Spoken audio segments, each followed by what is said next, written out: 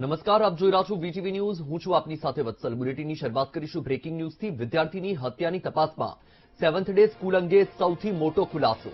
Seventh day school ગેરકાયદે હોવાનો જિલ્લા શિક્ષણ અધિકારીની તપાસમાં ઘટસ્ફોટ.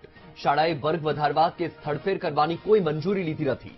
શાળા સરકાર હસ્તક કરવા ડીઓએ શિક્ષણ વિભાગને રજૂઆત કરી. સેવન્થ ડે સ્કૂલમાં વિદ્યાર્થીની હત્યા પછી કમિટી તપાસ કરી રહી હતી. સેવન્થ ડે સ્કૂલને ધોરણ 1 અને 2ની મંજૂરી મણિનગર પૂર્વમાં મળેલી. વર્ષ 1981 થી 1986 સુધી ધોરણ 1 થી 6 ની મંજૂરી તે જ જગ્યા માટે અપાઈ. હત્યાની ઘટના જ્યાં બની તે સ્થળે સ્કૂલ ફેરવવા કોઈ મંજૂરી નથી લેવાઈ. એક જ સ્કૂલ અલગ અલગ ટ્રસ્ટ ચલાવતી હોવાનું પણ તપાસમાં સામે આવ્યું. વધુ માહિતી મેળવીશું સંવાદદાતા શુભમ છે ફોનલાઈન પર. શુભમ, સેવન્થ ડે સ્કૂલને લઈને અનેક નવા ખુલાસા થઈ રહ્યા છે. શું નવી અપડેટ? ચોક્કસ વત્સલ, જે વાત કરવામાં આવે તો સેવન્થ ડે સ્કૂલને લઈ અને હવે મોટો ખુલાસો છે તે સામે આવ્યો છે. ડીઓ એટલે કે જિલ્લા અધિકારીની દેખરેખ નીચે છે તે કમિટી દ્વારા સમગ્ર મામલે તપાસ કરવામાં આવી રહી હતી.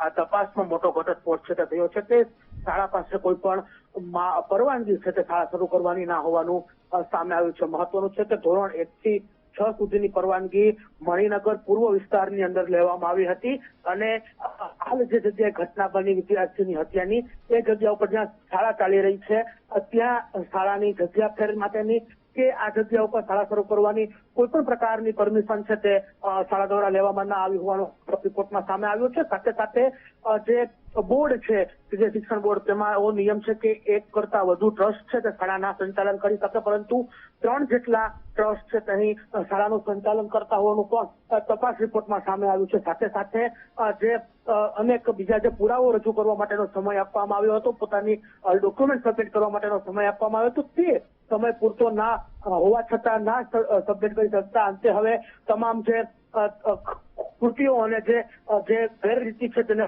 છે તે જિલ્લા શિક્ષણ અધિકારી દ્વારા શિક્ષણ વિભાગને સુપરત કરવામાં આવ્યું છે. સાથે સાથે શિક્ષણ અધિકારી રોહિત ચૌધરી છે તેના દ્વારા શિક્ષણ વિભાગને એ પણ ભલામણ કરતો પત્ર લખવામાં આવ્યો છે કે આ શાળાનું સંચાલન છે તે સરકાર અથવા તો કોઈ અન્ય ટ્રસ્ટને સોંપી દેવામાં આવે, જેથી વિદ્યાર્થીઓનું ભવિષ્ય છે તે ના બગડે. જી બિલકુલ શુભમ, માહિતી બદલ આભાર.